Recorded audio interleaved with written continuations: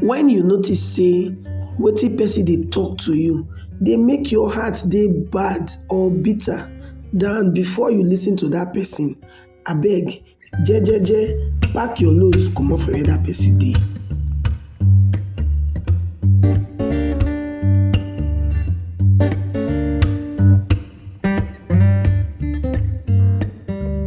Hi guys, welcome to Favors Blog, your one-stop channel for amazing entertainment like no other. Trust me, you're going to enjoy your time here. To be part of this amazing family, please follow us on all our social media accounts displayed on your screen right now.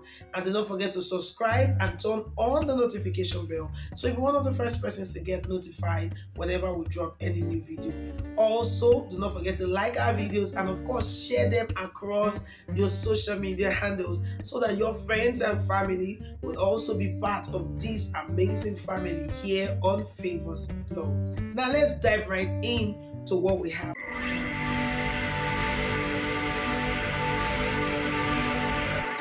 I welcome you to Open Heaven's Daily Devotional for Wednesday, wey be the 29th of March 2023. Our topic today na who you dey listen to.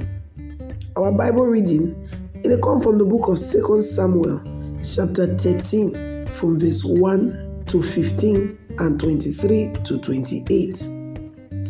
Our memory verse dey come from Proverbs chapter 1 verse 10.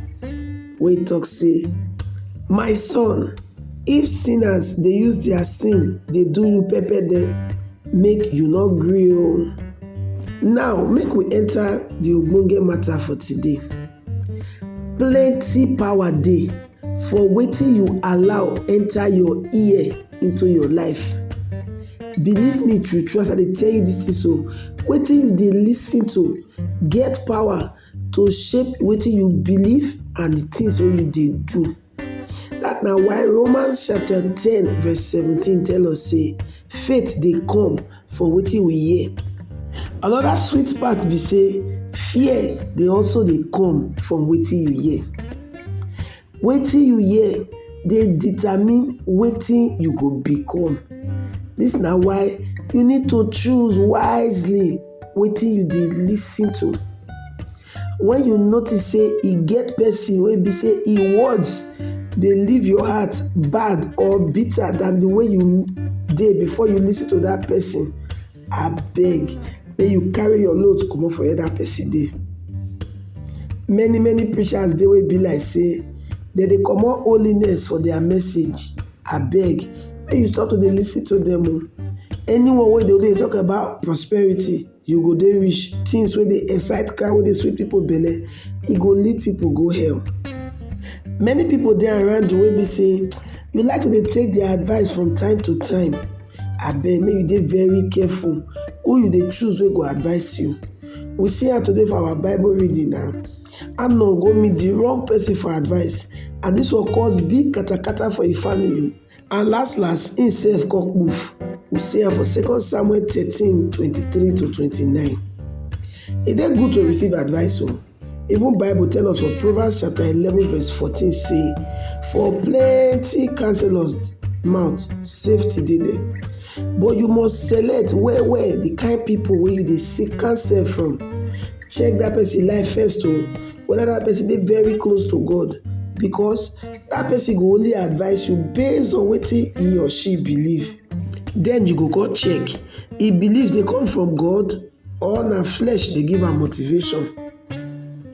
After we don buy many hectares of land for redemption camp, I come receive advice say make we no buy any more land, make we just build fence round wetin we don buy.